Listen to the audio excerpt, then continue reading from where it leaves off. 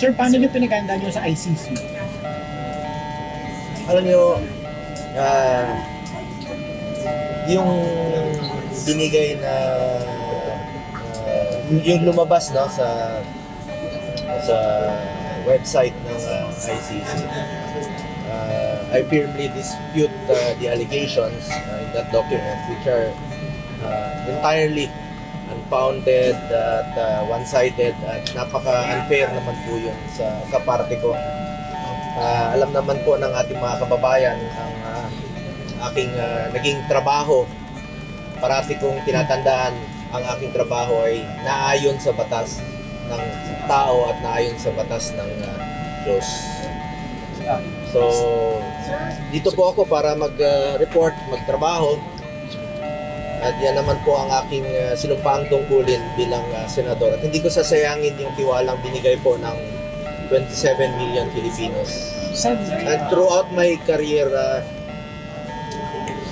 I have upheld the highest standards of integrity, transparency, and dedication to the welfare of our Filipino people. Sir, nung fears of arrest after what ICC released po, Importante rito, dapat fair po.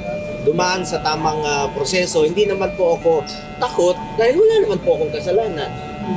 Kaya po ako naririto ngayon dahil wala po akong kasalanan. Hindi kayo Iba po ang aking trabaho. At si Pangulong Duterte naman po, ginawa lang niya lahat noon. Ang lahat, no? Sinugal niya ang kanyang buhay para po sa kinabukasan ng ating mga anak na nakakalakad, yung ating mga anak na tahimik at hindi nasasaktan. Kayo pong humusga kung ano yung ginawa niya nung 6 na taon na siya po ang namuno dito sa ating bayan. Sinakripisyo po niya ang kanyang buhay para sa kinabukasan ng ating mga anak. Yun po ang kanyang ginawa. Sir, hindi kayo mawawala sa Senate? Hindi po kayo absent or anything? Kaya nga ako nandito eh. Ba't po ako pinapa-absent? Sir, considering minority